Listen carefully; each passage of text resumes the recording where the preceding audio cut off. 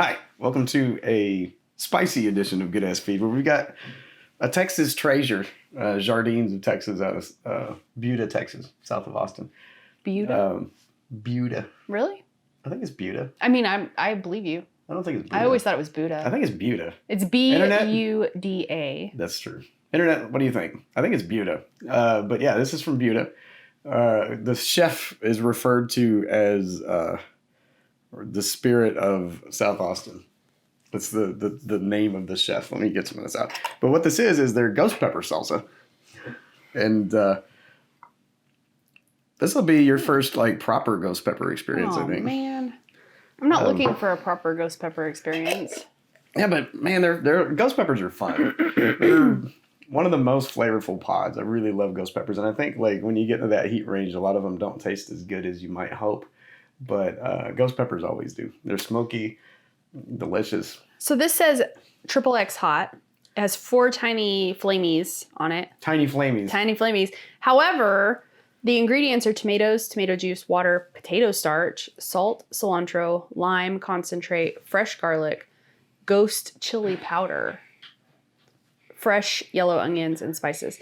So the only concern I have is when you're ranking your ingredients, right? It's supposed to be the thing that is the most at the top and the thing that is the least at the bottom. Now, had they ranked ghost chilies there, I'd be like, oh, there can't be that much in there. But ghost chili powder is like concentrated ghost chilies. Like we have a jar of dehydrated assortment of super hot peppers. The jar is labeled XXX. Yes. And you need like 1/8 of a teaspoon in literally anything. Yeah, whatever you're making, and that will be plenty. And so the fresh yellow onions and spices come after, and I got some on my hand. That's not good. And I didn't bring anything to wipe my hands with. Well, do you want to grab something real quick? Would you? I have my little towels hanging over the side of the little towel basket. Because I'm afraid I'm going to touch my face, which we can't do right now. You're not allowed to touch your face this month. Definitely not touching your face. Actually, fun suggestion. If you want to make sure you're washing your hands correctly, just rub chili peppers all over them, and you'll know they're clean when it doesn't hurt to touch your eye anymore. No, we'll not be doing that. Okay, well, I'm officially concerned. So it smells nice. It smells. Oh, I didn't smell it. It smells. Well, there's a bowl right here for the smell. It smells predominantly tomatoey. Oh, it does. It smells like tomato. It just smells like tomato. Yeah, and so there you go. You got nothing to worry about. It doesn't even smell like salsa. It does to me a little bit. It smells. There's minimal amounts of like oregano, minimal amounts of cilantro in there. There's not very much onion, so it seems like tomato is the number one. When I make salsa personally, I like to go ham on onions, like just tons of onions. I also don't like it. I typically don't cook, or we don't cook homemade salsa. We just make it fresh and eat it then. But if you're gonna can it, you got to go through some kind of cooking. Do you have to cook salsa to can it? Yeah. Oh, don't buy canned salsa. Fresh salsa is like. Why don't we try it first? Okay, but I'm going to go on record having not tried it yet and say that fresh salsa is 1,000 times better. Well, no, you're right, because there's nothing that canned food is ever going to be able to do to hang with fresh food in terms of flavor. Oh, fresh salsa is like one of the best experiences you can have. But the reality is that not everybody wants to go make fresh salsa. But you should. It's really easy. Maybe we'll do a video on that. Oh, that would be a great cooking video. It's not even really cooking. It's just blending. Also, we have a ton of tomatoes right now. But it does have like a slight, like almost like a Chef Boyardee aroma to it. It just smells like tomatoes. It doesn't smell like Chef Boyardee to me, but it smells like something I can't place. It does have a nice taste. It tastes like salsa. It doesn't taste like tomato sauce. Is it spicy? A little. Like, is this too much? It's not that bad. You're fine. I mean, what's the worst that can happen? And you get the taste and the aroma of the ghost pepper. Very subtle. But I kind of now appreciate that they kept the onion and stuff out of the way, because you can really taste the ghost pepper. It's like a smoky, kind of musky almost taste.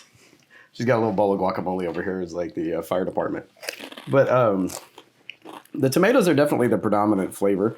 But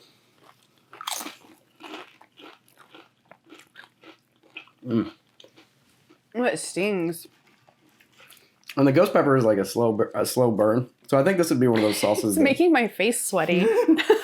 I think this salsa would be one of those that kind of creeps up on you the more you eat it.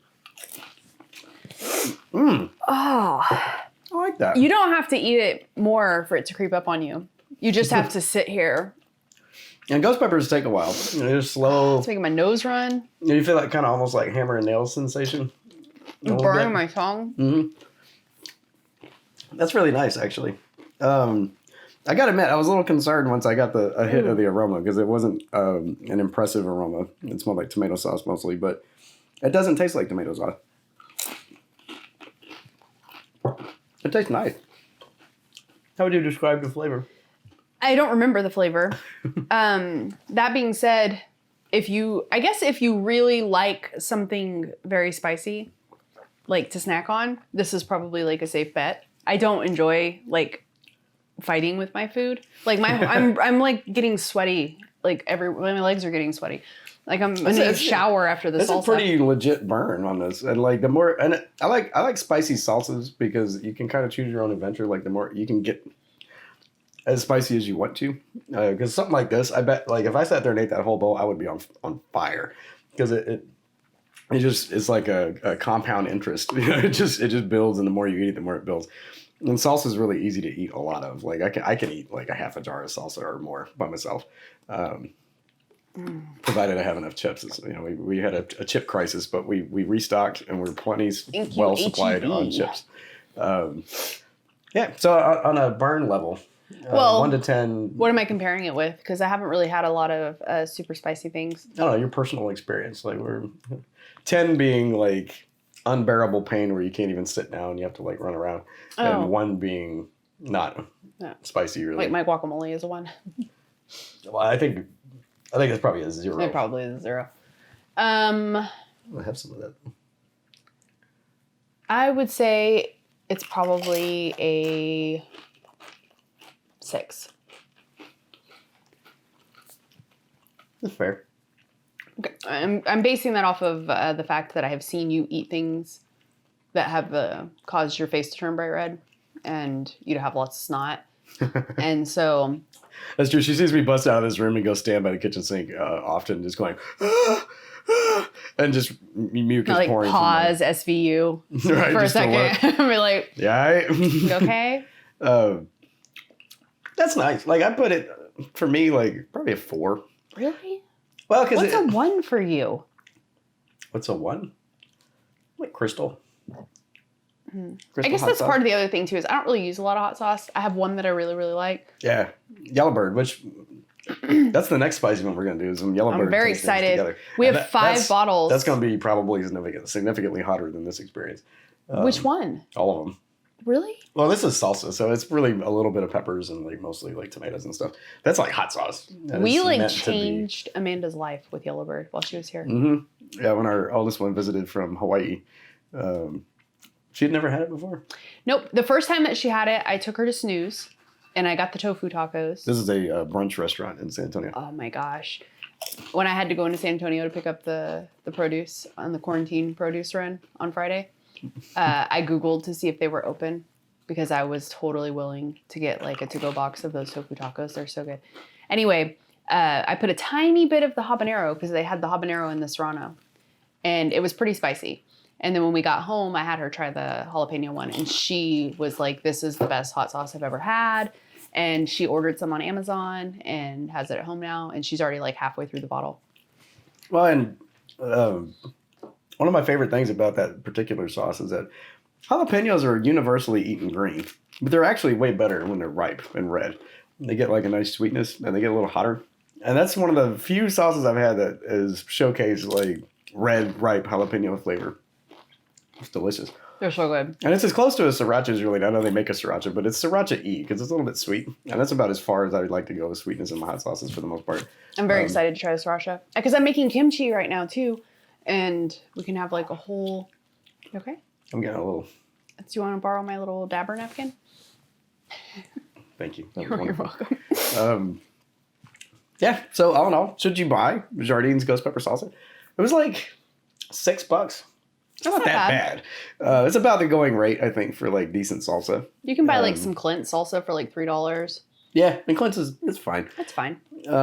This is like, it's hard to find salsas in jars at the grocery store that are this hot.